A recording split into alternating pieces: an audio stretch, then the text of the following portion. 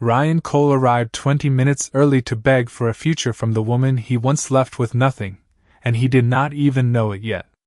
The lobby of Bennett Meridian Solutions rose around him in glass, steel, and quiet money, 32 floors above Manhattan traffic, where every surface seemed polished enough to reflect the difference between who people pretended to be and who they had become. He sat on a low gray sofa near the reception desk, one hand gripping a leather portfolio so tightly the corners bent beneath his fingers. His suit was dark, carefully pressed, and almost convincing from a distance, but the cuffs were slightly worn, the shoes had been polished over old creases, and the tie had been adjusted too many times by a man trying to remember how confidence used to feel.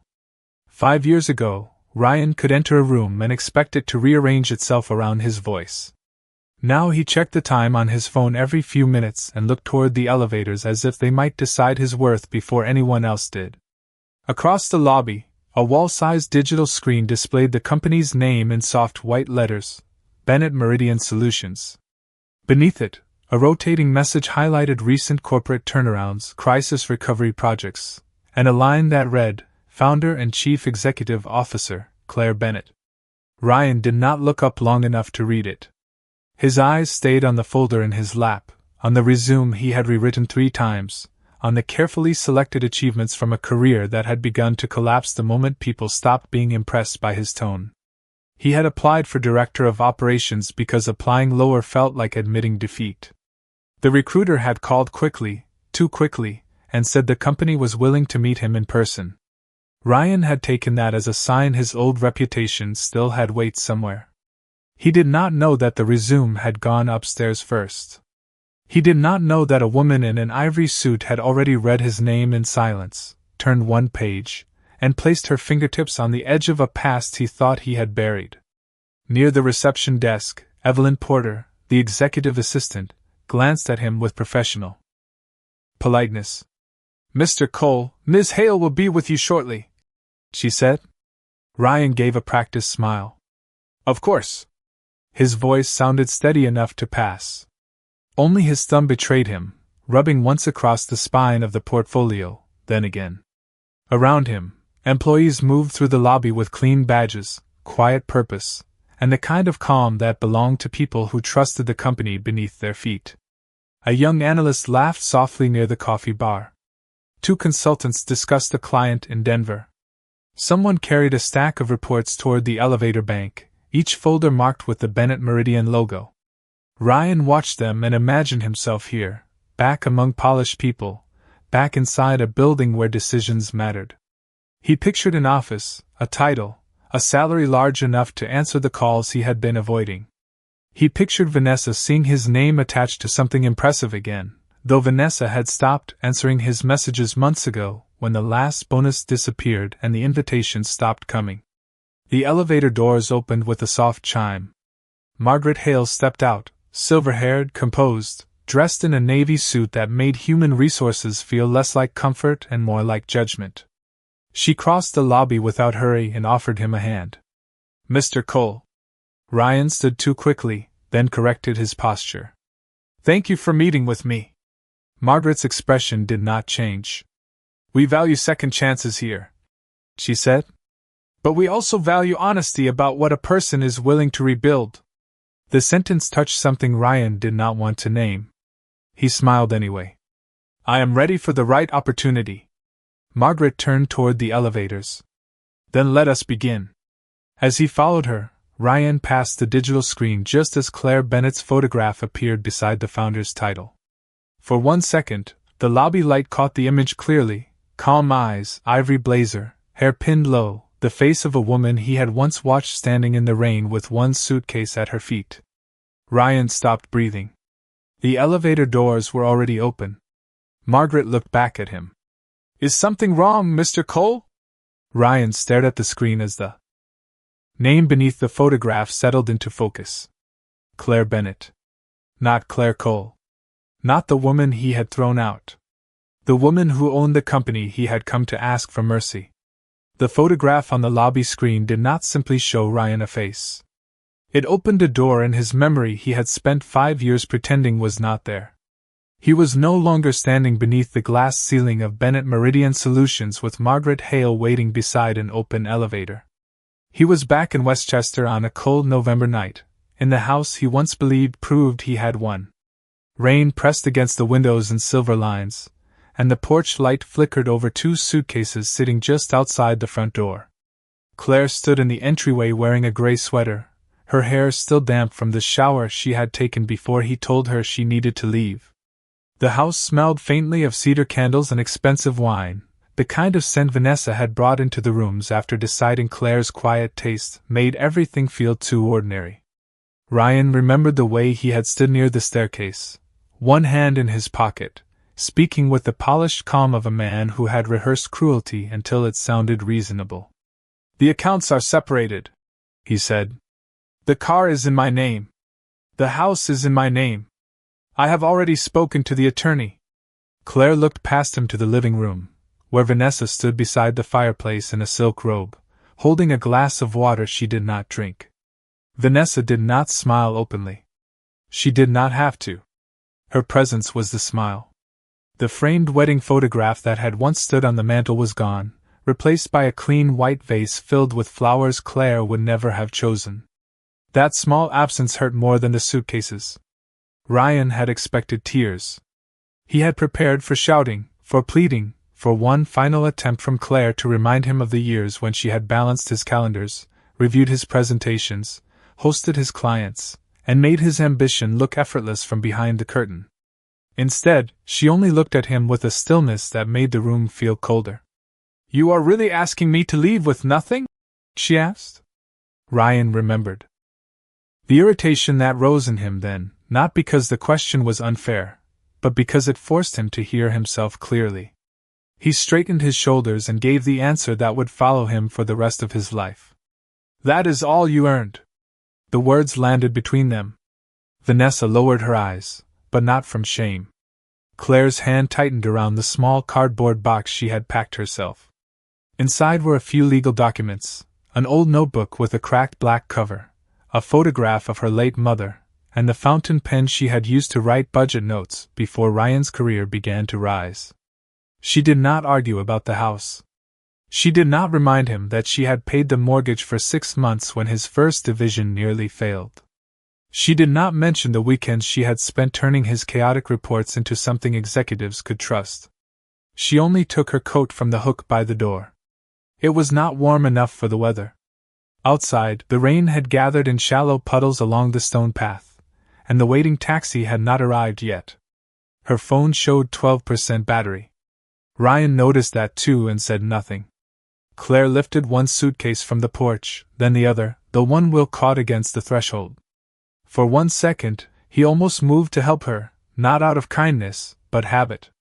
Then Vanessa shifted behind him, and pride held him in place. Claire stepped into the rain with the cardboard box pressed against her chest. Water darkened her sleeves within seconds. She turned back once, not to beg, not to curse him, but as if memorizing the exact shape of the door closing. Ryan gave her that too.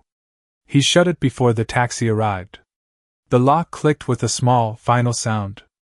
Back in the lobby 5 years later, Margaret's voice reached him from a distance. "Mr. Cole?" Ryan blinked at the digital screen, where Claire Bennett's calm face looked down from the title he had not known she owned. The woman he had left under the porch light had not disappeared into the rain. She had carried a notebook, 12% battery, and enough silence to build an empire without him. Claire did not remember the first mile away from the house as a road. She remembered it as a blur of rain against the taxi window, streetlights stretching into long gold lines, and the cardboard box on her lap growing soft at the corners because her coat had already soaked through. The driver asked for an address, and for one terrible second she had none to give him. No home.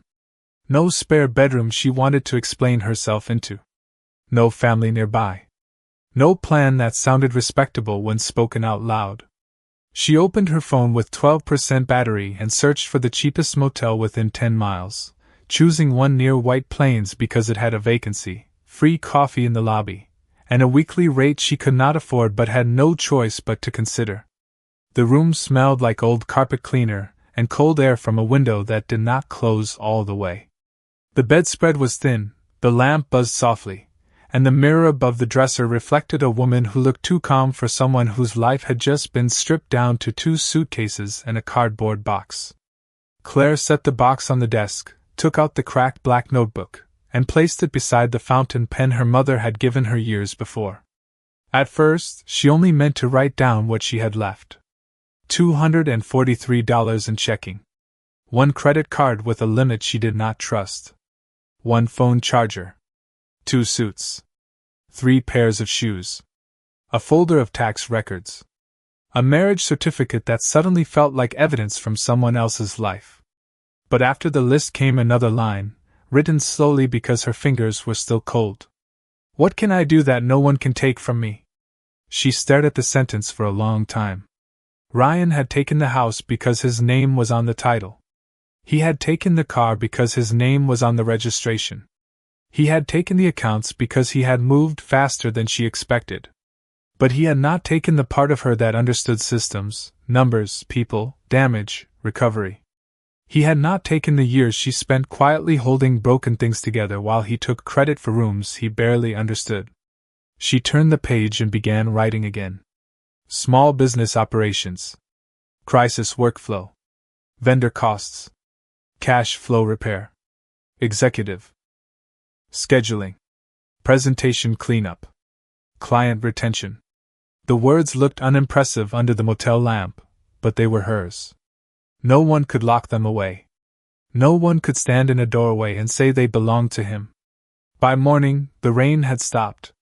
Claire had slept for less than 2 hours in her clothes, sitting upright against the headboard because lying down made the room feel too final. At 6:15, she showered, dried her hair with a weak motel dryer, put on the least wrinkled blouse from her suitcase, and walked to the lobby for burned coffee in a paper cup. The man behind the desk did not look up when she passed. That anonymity should have hurt, but it did not. It gave her something Ryan had never understood: space. Space to become unrecognizable without anyone applauding too early. She spent the next 3 days calling old contacts, not the glamorous ones Ryan had collected, but the accountants, office managers, vendors, and small business owners who had once thanked her quietly after meetings he thought he had led. Some did not answer. Some sounded uncomfortable when they heard her name. One bakery owner in Queens remembered her immediately and said her inventory system was falling apart. It was not a grand opportunity. It was not the kind of work Ryan would have respected. But Claire wrote down the address like a person receiving a key. Back in the Bennett Meridian lobby 5 years later, Ryan followed Margaret Hale toward the elevator with his mouth dry and his pulse beating too hard beneath his collar. The photograph on the screen had already changed, but it remained in him like an imprint burned behind the eyes. Claire Bennett. Founder and Chief Executive Officer. He stepped into the elevator, and the doors closed with a smooth metallic hush. Margaret pressed the button for the 32nd floor. Ryan looked at his reflection in the polished wall and saw, for the first time, not a man arriving for an interview, but a man being carried upward toward the woman he had once believed would have nowhere to go. The elevator climbed toward the 32nd floor while Ryan stood beside Margaret Hale, watching the numbers rise in clean white light. But Claire's climb had never looked that smooth. 5 years earlier, after the motel room and the bakery owner's first call, she moved into a studio in Queens that was barely 400 square feet and still cost more than it should have. The radiator knocked at night like someone trapped inside the wall. The kitchen counter was only wide enough for a cutting board and a coffee maker, and the single window looked across an alley into another brick building where strangers kept their blinds half closed. Claire bought a used sofa from a graduate student in Astoria and slept on it for 6 months because a rail bed felt like a luxury reserved for people with certainty. Every morning, she dressed in the same 2 blazers, rotating scarves to make them look different, then took the subway across the city with a laptop bag pressed against her ribs and the cracked black notebook tucked inside like a second heartbeat. Her first clients were not impressive. They were a bakery with spoiled inventory, a medical supply office losing invoices, a small moving company drowning in missed schedules, and a family-owned hardware store where the owner still used handwritten ledgers because he did not trust software. Claire did not look down on any of them. She sat in back offices that smelled like cardboard, printer toner, flour, dust, and old coffee, asking quiet questions until the damage showed itself. Where did the money disappear? Who was doing work no one had named? Which process existed only because someone was too tired to challenge it?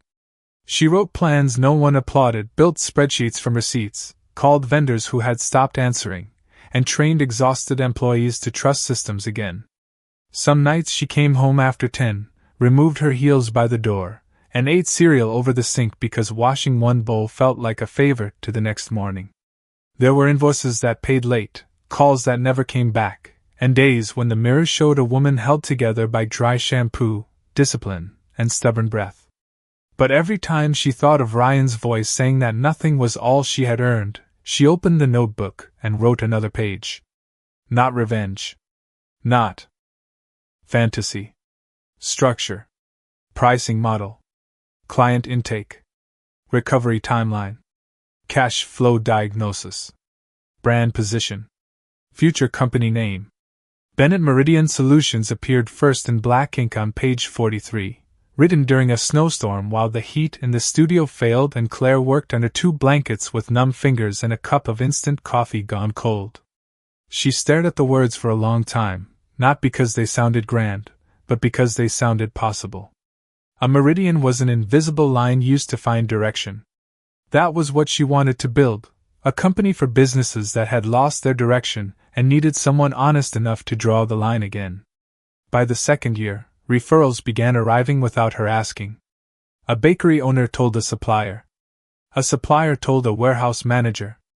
A warehouse manager told a logistics executive who had heard Ryan Cole speak at conferences but trusted Claire more after one meeting than he had trusted Ryan after 3 lunches. Claire never mentioned the connection. She let the work speak first. She saved enough to move from the sofa to a small bed, then from the studio to a 1-bedroom apartment with a desk facing the window. She bought a better coat. She replaced the cracked phone. She kept the cracked notebook. It reminded her that rebuilding did not begin when people noticed. It began when no one was watching and she still chose not to disappear. Back inside Bennett Meridian 5 years later, the elevator doors opened onto the executive floor with a soft chime. Ryan stepped out into a quiet corridor of glass walls, framed case studies, and employees who moved with purpose around a company Claire had built from the life he thought he had ended. At the far end of the hallway, behind a closed conference room door, her name was etched on a small metal plaque. Founder and Chief Executive Officer. Ryan swallowed hard. The woman he had left with nothing had turned survival into infrastructure. The conference room on the 32nd floor waited at the end of the corridor, but Ryan's eyes lingered on the framed case studies along the glass wall as if each one had been placed there to testify against him. Bennett Meridian Solutions had restored a failing food distributor in Newark, rebuilt operations for a medical supply chain in Atlanta, guided a retail group in Dallas through a cash flow crisis, and redesigned logistics systems for a manufacturing firm outside Chicago. The plaques were quiet, precise, almost modest, yet they carried the weight of work Ryan recognized better than he wanted to admit. This was not a company built on slogans. This was execution. 5 years earlier, that was what Thomas Reed had noticed first. He met Claire in a windowless conference room above a logistics warehouse in New Jersey, where the carpet smelled faintly of dust and coffee, and the company's senior managers looked exhausted before the meeting even began. The warehouse was 3 weeks from missing payroll, trucks were leaving half empty, vendors were threatening to pause service, and every executive in the room had arrived with a different explanation that protected his own department. Thomas had been invited as a possible investor, but he was already close to walking away. The numbers were ugly. The leadership was defensive. The presentation looked expensive and meant almost nothing. Claire sat near the side wall with a legal pad, a plain black blazer, and the cracked notebook tucked beneath her folder. No one introduced her as important. The chief operating officer called her an outside process consultant with the tone people use for temporary help. Claire did not react. She simply listened as the managers took turns describing weather delays, staffing shortages, software problems, fuel costs, and customer expectations. Then, when the room had exhausted itself, she asked for the dispatch logs from the past 90 days. A manager laughed lightly and said those would not be useful in a strategic conversation. Claire looked at him and said, "That is why the strategy is failing." The room went quiet, not because she was loud, but because she had touched the real wound without asking permission. She spread printed logs across the table and pointed to 3 patterns no one had named. Trucks were being assigned by habit, not demand. Premium customers were receiving emergency adjustments. That destroyed margins. The warehouse supervisors had created unofficial workarounds because the software implementation had been rushed by executives who never asked the people using it where the system broke. She did not blame the drivers. She did not flatter the board. She showed the problem with such clean restraint that denial had nowhere elegant to stand. Thomas watched her more closely than the spreadsheet. He had met founders who could sell confidence and executives who could dress panic in expensive language, but Claire was different. She could enter a damaged system and hear what it was trying to confess. After the meeting, the others drifted toward the coffee station, speaking louder than necessary to recover their pride. Thomas found Claire near the freight elevator, slipping papers into her worn leather bag. "You just saved them 6 months of excuses," he said. Claire looked up, cautious but not impressed. "Only if they are willing to change the incentives." He smiled at that, not because it was charming, but because it was true. "Have you ever thought about building your own firm?" Claire's hand paused on the zipper of her bag. For a moment, she almost gave the answer tired women give when possibility feels too expensive. Then she thought of the black notebook, the page where Bennett Meridian Solutions had first appeared in ink during a freezing night in Queens. "I have thought about it," she said. Thomas nodded as if the answer had already been enough. "Then think bigger." That conversation became a second meeting, then a small investment, then a rented office with 4 desks, a crooked logo on a glass door, and Claire arriving before everyone else to make coffee because there was no assistant yet. Thomas never treated her like a charity case. He challenged her pricing, questioned her hiring plan, and warned her not to build a company that depended entirely on her exhaustion. She listened, adjusted, fought for standards, and chose clients who wanted repair more than concealment. Back in the present, Ryan reached the conference room door and saw Thomas read through the glass, seated inside beside Margaret Hale. Older now, silver at the temples. Still calm, still impossible to impress with posture alone. Thomas looked up and recognized Ryan at once. His expression did not change, but his eyes carried the quiet knowledge of a man who had once watched Claire become valuable long before the world learned to say her name. The room behind the glass looked nothing like the rooms Claire had first rented when Bennett Meridian Solutions was only a name on a notebook page. Those first offices had been 2 floors above a dental clinic in Long Island City, with one conference table that wobbled if anyone leaned too hard, for mismatched chairs, a printer that jammed during client presentations, and a logo on the glass door that had been installed slightly crooked because Claire could not afford to have it redone. She noticed the crooked line every morning when she unlocked the office before sunrise. Instead of letting it embarrass her, she left it there for the first 6 months as a reminder that beginnings did not need to look perfect to be real. Her first employees were not polished corporate stars. Evelyn Porter was a former project coordinator who had been overlooked at a larger firm because she asked uncomfortable questions too clearly. Marcus Lee was an operations analyst who preferred warehouses to boardrooms and could find waste in a system before the executives found the coffee. Dana Whitmore had left a consulting job where clients paid for beautiful slides and ignored the people expected to live with the decisions. Claire hired them because they cared more about repair than applause. She told them on the first day that Bennett Meridian would not sell comfort to companies that needed truth. If a client wanted a prettier lie, they could hire someone else. The work was brutal in the quiet way honest work often is. Claire took calls before dawn from factory managers in Ohio, flew middle seats to Denver with a laptop full of emergency dashboards, and spent weekends inside distribution centers where fluorescent lights hummed over rows of stalled inventory. She refused clients who wanted her to blame low-level employees for leadership failures.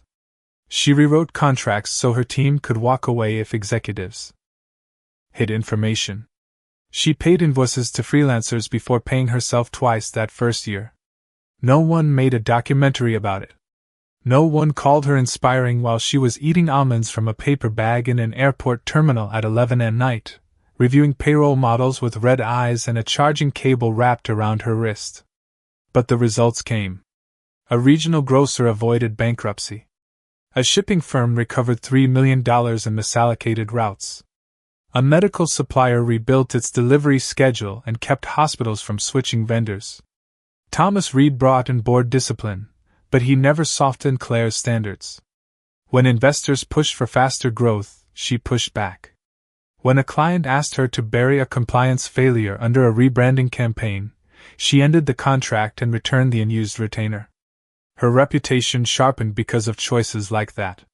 By the fourth year, the company moved to Manhattan. By the fifth, Bennett Meridian had 3 departments, national clients, and a waiting list of executives who did not like being told the truth but liked surviving more than they liked being flattered. Claire's office faced south toward the city, but she kept the cracked black notebook in the top drawer of her desk, beside her mother's fountain pen and the visitor badge from her first warehouse project. She did not keep them for sentiment. She kept them because memory, when handled correctly, becomes architecture. Back in the present, Ryan stood outside the conference room and saw the architecture of everything he had misunderstood. Thomas Reed sat inside as a board member. Margaret Hale opened the door with a practiced hand. Evelyn Porter waited near the wall with a tablet, her expression professional but watchful. Ryan entered slowly, trying to gather himself into the man his resume described. On the table was a bottle of water, a printed copy of his application, and an empty chair facing the head of the room. The head chair remained unoccupied. That absence pressed against him harder than Claire's presence might have. Margaret gestured for him to sit. "We will begin with your expectations," she said. Ryan lowered himself into the chair, set his portfolio on the table, and forced his voice to stay level. "I believe my background qualifies me for a senior leadership role. Director of Operations would be the appropriate fit." Thomas looked at him with mild interest. Margaret made a note. "And if the company determined that rebuilding trust required a lower starting point?" Ryan gave a small laugh before he could stop himself. It sounded wrong in the clean, quiet room. "I am not really in the phase of starting from the bottom." The words had barely left his mouth when the conference room door opened behind him. The air changed before he turned. Evelyn straightened. Thomas closed his folder. Margaret placed her pen down. Ryan knew, with a certainty that moved through him like cold water, that every sentence he had just spoken had reached the one person who understood exactly what starting from the bottom meant. Claire Bennett stepped into the room in an ivory suit, holding his resume in one hand and the past in the other. Claire Bennett entered the conference room without a raised voice, without a dramatic pause, without giving Ryan the relief of seeing anger on her face. That was what unsettled him most. Anger would have made sense. Anger would have given him a role he understood, the man being blamed, the man being asked to explain, the man who could turn the past into misunderstanding and dress regret in better language. But Claire did not look wounded. She looked prepared. Her ivory suit was tailored with quiet precision, her hair pinned low, her expression calm enough to make the room feel colder. In her hand was his resume, the same document Ryan had revised late at night at a kitchen table in a rented apartment he had not told old colleagues about. She walked to the head of the table, placed the resume in front of her, and sat down in the chair he had been staring at since he entered. Thomas Reed watched from one side, Margaret Hale from the other, and Evelyn Porter stood near the wall with a tablet held neatly against her waist. No one rescued Ryan from the silence. Claire opened the folder and looked at the first page as if she were seeing only a candidate, not the man who had once closed the door on her in the rain. "Mr. Cole," she said. The name sounded strangely formal in her voice. Ryan's fingers tightened around the edge of his portfolio. Claire, he said before he could stop himself. Margaret's pen paused above her notepad. Claire lifted her eyes. In this room you may address me as Ms. Bennett. The correction was soft, professional, and devastating. Ryan swallowed. Of course. Ms. Bennett. He tried to smile, but the movement did not hold. Claire looked back at the resume. You applied for Director of Operations. Yes, Ryan said, recovering a little. My background is a strong fit. I have led regional teams, managed vendor relationships, supervised logistics transitions, and handled restructuring during periods of pressure. Claire turned a page. Your last role ended 8 months ago. Ryan shifted in his chair. There was a leadership change. Thomas Reed leaned back slightly, saying nothing. Claire's eyes remained on the paper. The reference notes mention missed performance targets, delayed reporting, and high turnover in your division. Ryan's jaw tightened. Those details lack context. Then provide it. The sentence was not cruel. It was worse than cruel. It was fair. Ryan looked around the room, searching for a sympathetic face and finding only standards. He adjusted his cuff. The market shifted.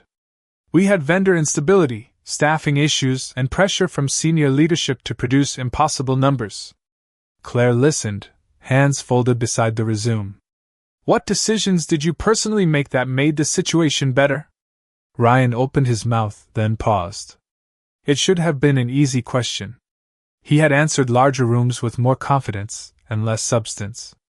But Claire's calm made exaggeration feel visible before he spoke it. I coordinated the response, he said. I maintained executive communication. Claire waited. The quiet stretched. And the measurable result? Ryan looked down. The division was eventually consolidated. Margaret made another note. The sound of the pen was small but sharp. Ryan felt heat rise beneath his collar. 5 years ago, he had measured Claire by what she did not own. Now she was measuring him by what he could actually do. Claire turned another page. You told Ms. Hale you were not in the phase of starting from the bottom. Ryan's eyes flicked up. He had not expected those words to be repeated so cleanly. That was not what I meant. What did you mean? I meant that my experience should be considered. Experience is considered here, Claire said. So are humility, accountability, and the ability to learn before leading. Ryan stared at her, and for the first time since entering the building, he saw not the woman from Westchester, not the wife he had discarded, not the person he had imagined waiting somewhere beneath his memory. He saw the chief executive officer of a company that did not need him. The realization moved through him with quiet force. He lowered his voice. I need this opportunity. Claire held his gaze. There was no satisfaction in her face. No revenge. Only a stillness earned through years he had not witnessed. Need is not a qualification, she said. But honesty may be a beginning. The room remained silent, and Ryan understood that the interview had not become personal because Claire was emotional. It had become personal because, for the first time in his life, he was being asked to stand in front of the truth without owning the room. Ryan's first mistake was believing that need could soften a standard he had once used as a weapon. He sat across from Claire Bennett with his resume between them. The city spread beyond the glass wall in pale afternoon light, and for the first time that day, the performance began to leave his face. The confident candidate, the former operations executive, the man who had walked into the lobby expecting negotiation, all of it loosened around the edges. What remained was quieter and less polished. I know my record is not perfect, he said, choosing each word carefully. But I can bring value here. I know logistics. I know pressure. I know how to manage difficult teams. Claire looked down at the file, then back at him. Knowing pressure is not the same as taking responsibility under it. Ryan's mouth closed. Thomas Reed watched without expression. Margaret Hale kept her pen still, waiting to see whether the man in front of them could hear correction without treating it as an insult. Ryan leaned forward. Claire, please. The old name slipped out again, but this time he did not say it with familiarity. He said it like someone reaching for a door handle in the dark. Claire did not flinch. Ms. Bennett. He corrected himself quickly. Please. I have been out of work for 8 months. My savings are gone. The recruiter stopped returning calls after the last restructuring. I cannot keep pretending I am fine. The words filled the conference room with a different kind of silence. Not shame imposed from the outside, but the beginning of truth coming from within. Claire rested one hand on the folder. She had imagined this moment once, years ago, though never in detail. Back then, Payne had painted revenge in easy colors. She had pictured Ryan small, sorry, humbled by the same world he had once used to measure her. But the real moment was not satisfying in the way old Hurt had promised. It was only clear. He was not a monster in a storybook. He was a man sitting in a chair, exposed by consequences, still hoping someone else would make the fall less complete. What happened to Vanessa? Thomas asked, not unkindly, but directly enough that Ryan's eyes shifted. Ryan looked toward the table. She left last year. No one asked more? They did not need to. Claire remembered Vanessa standing by the fireplace, wrapped in silk, watching another woman lose her home as if it were a social upgrade. The memory passed through her and kept moving. It no longer had hooks. Ryan inhaled slowly. I am sorry, he said. The sentence sounded smaller than he expected. For that night. For the accounts. For the house. For saying what I said.